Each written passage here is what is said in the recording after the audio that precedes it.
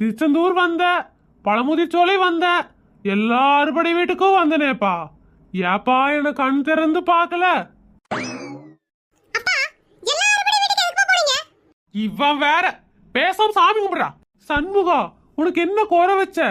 தேங்காய் பழம் வாங்கி அர்ச்சனை பண்ண, பஞ்சாமிர்தத்துல அபிஷேகம் பண்ண. ஆனாலும் நீ எனக்கு இவ்வளவு கட்டி வச்சிருக்கிறியே முருகா, உனக்கே நியாயமா?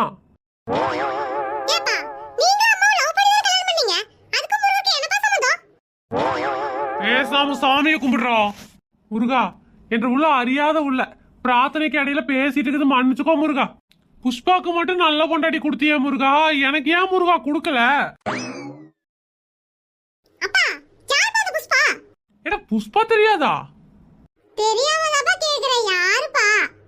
இப்ப தெரியுதா யாருன்னு? டேய், புஷ்பா நான் பிளவர் நினைச்சியாடா?